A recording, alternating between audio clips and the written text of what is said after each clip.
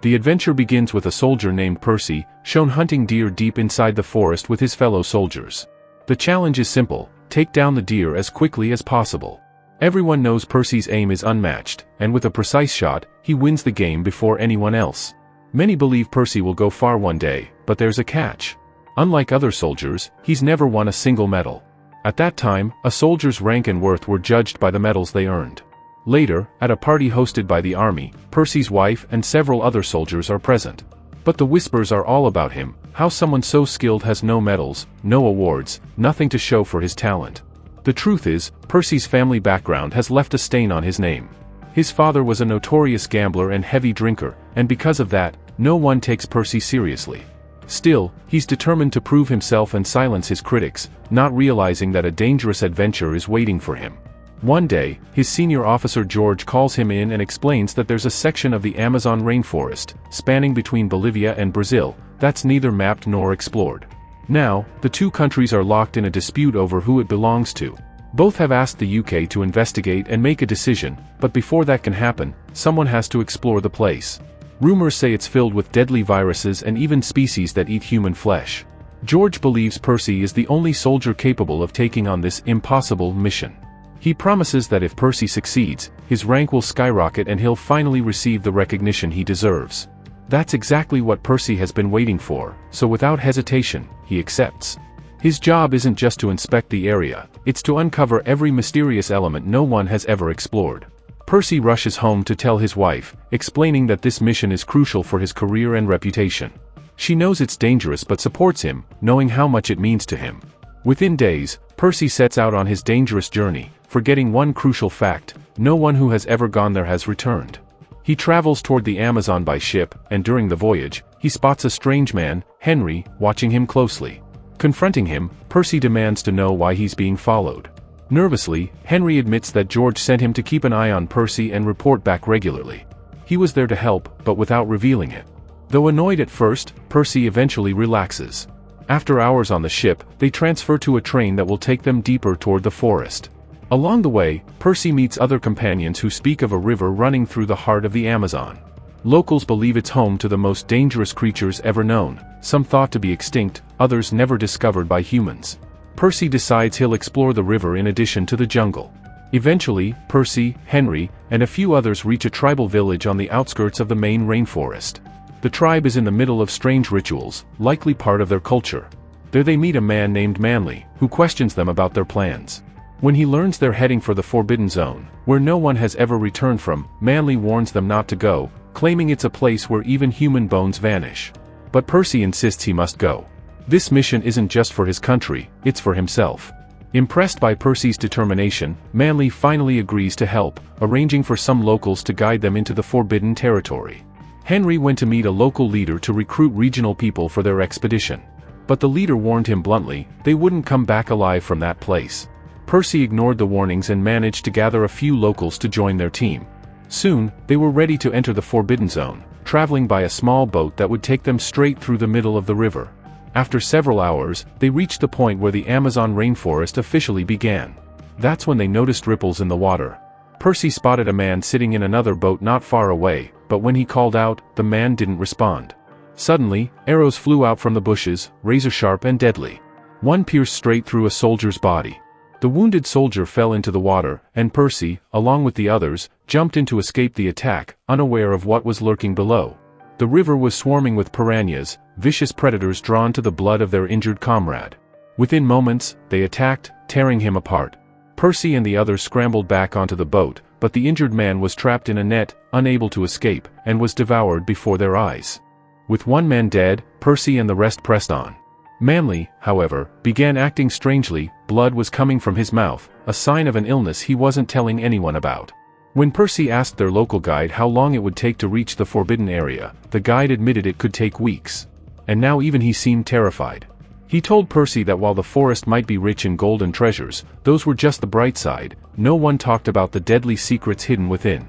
The group's fear grew, but Percy was determined to finish his mission. As night fell, they stopped on a patch of land, set up camp, and lit a fire, a smart move in the jungle to keep wild animals away. Around the fire, they shared personal stories. Percy learned from his comrade Costin that his wife had moved to another place and had given birth to another baby. The news left Percy feeling bittersweet. He should be with his wife, not deep in a deadly rainforest. He wondered if he'd ever make it back to see her again. Morning came, and they continued their journey. After many days, their food and water supplies ran dangerously low. Some soldiers began to lose hope, but Percy's determination never wavered. Finally, they reached their target, a massive waterfall in the heart of the Amazon. Overjoyed, they stepped onto solid ground. Their guide announced that his job ended there and turned back. Percy soon spotted a wild bear and shot it. Survival demanded it. As he explored the area, he discovered shards of broken clay pots buried in the dirt.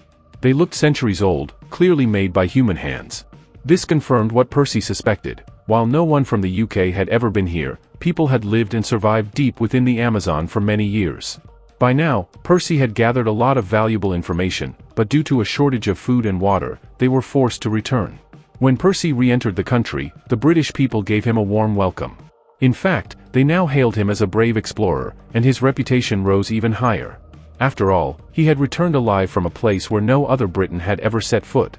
Because of his courageous feat, a renowned explorer named James invited Percy to dinner at his home.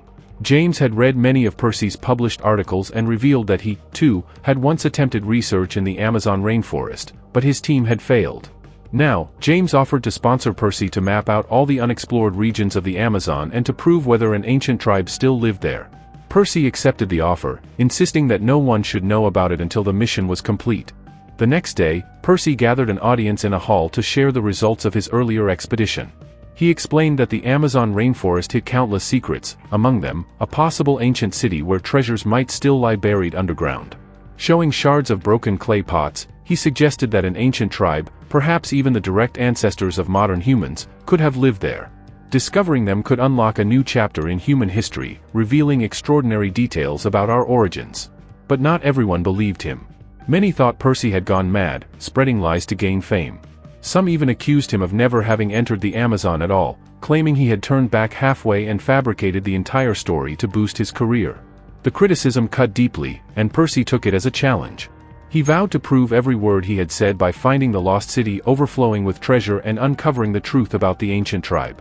Most people still didn't believe him, but Costin stood by his side, as did James, Manly, and several soldiers, all ready to join him on the mission. When Percy told his wife about the new expedition, she was furious.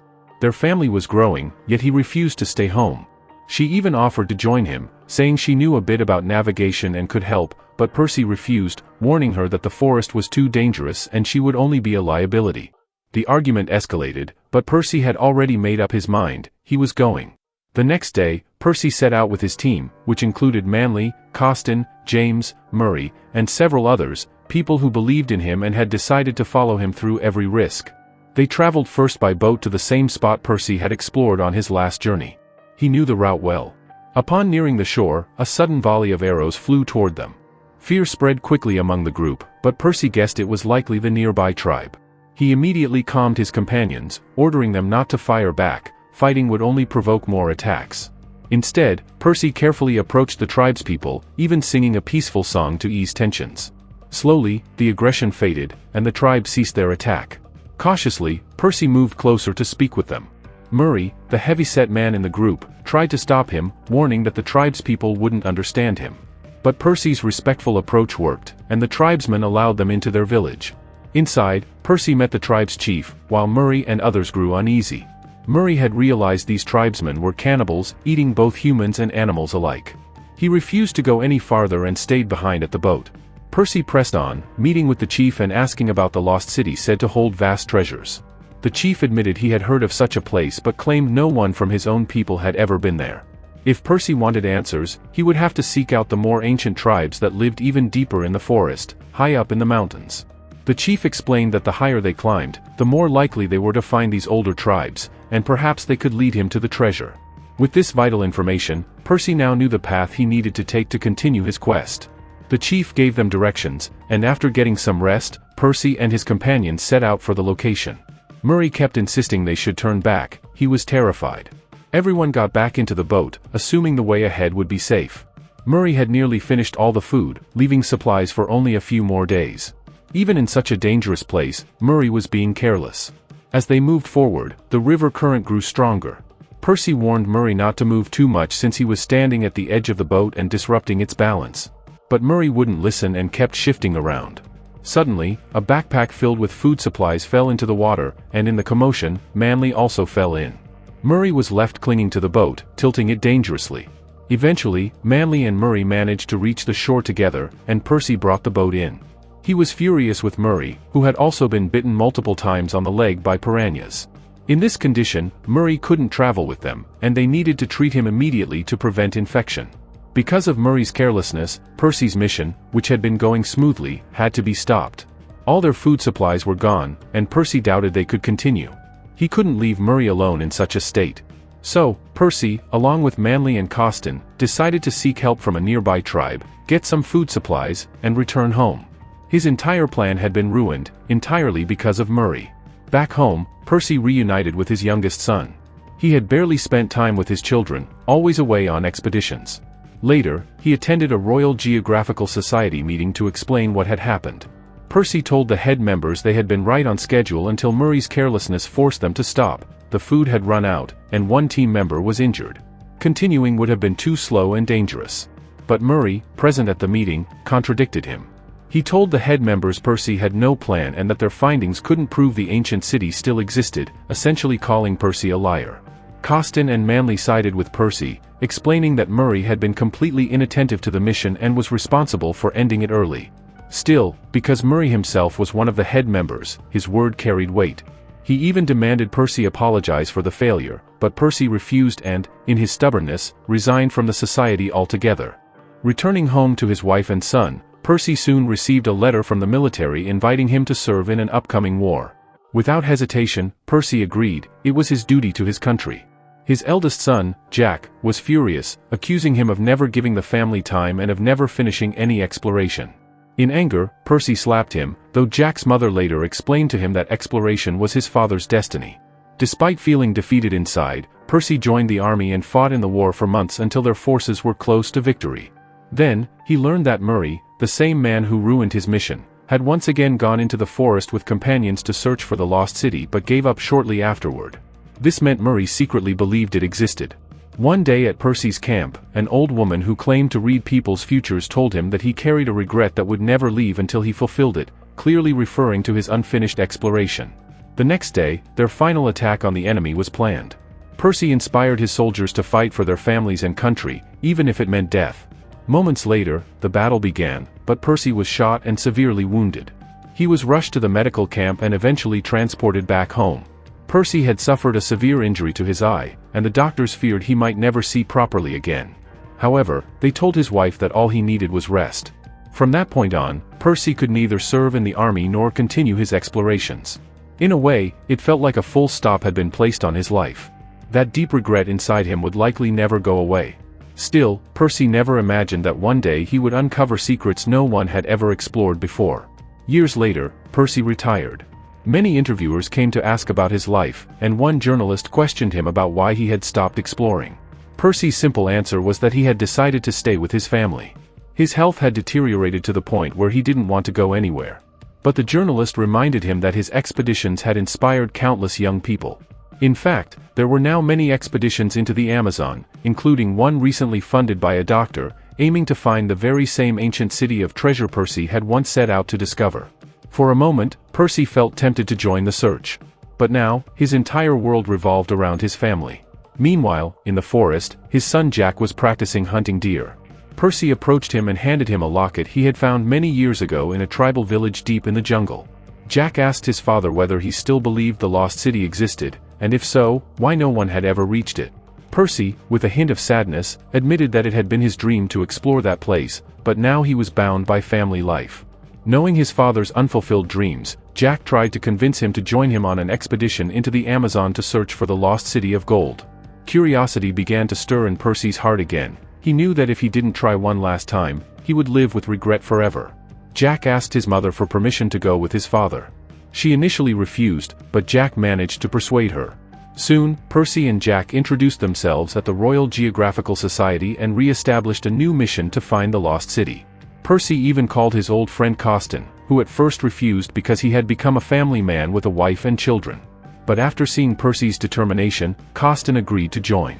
The society approved the expedition and promised to fund it. With renewed energy, Percy, Jack, and several other explorers set out for the Amazon. The paths Percy had once traveled were crossed with ease. Along the way, he shared his knowledge with Jack, teaching him how to explore successfully. For days, they traveled by water until they encountered the same tribe that had helped Percy years before. The tribe welcomed them warmly, and even the chief recognized Percy. Jack, witnessing all of this, began to realize how much his father had achieved, even without reaching the lost city. Guided by the tribe, they pushed toward a region believed to be inhabited by an ancient tribe, possibly ancestors of modern humans, who might know the secret of the lost city. But before they could advance, most of Percy's team backed out. Determined, Percy continued with Jack alone.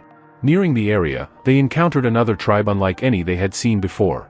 These tribesmen surrounded them, and Percy and Jack stood completely still, knowing that any wrong move could cost their lives. The tribe captured them and took them to their village. Their faces looked almost ape-like, as if they were still in the process of evolving. Percy couldn't tell whether they would be spared. He told Jack that no matter what happened, finding this ancient tribe was already their greatest discovery. Jack was terrified, unsure of their fate. The tribesmen made them drink a strange liquid and began performing a ritual. Then, they carried Percy and Jack to a place that glittered with a golden shine. It looked like an enormous treasure. Suddenly, the scene faded to black. Years passed, but Percy and Jack never returned. Percy's wife went to the society's head members to ask if there had been any news. Despite extensive searches, nothing was found. The head suggested she stop hoping. Perhaps Percy and Jack had found the lost city of gold and chosen never to return, or perhaps the tribe had killed them. She then handed over a compass Percy had given her before leaving, knowing full well that if he went this time, he might never come back. As technology advanced, more explorers ventured into the Amazon. Many discovered ancient artifacts that only evolved humans could have made. But the path to the lost city of gold remained elusive. And so, our story ends in suspense.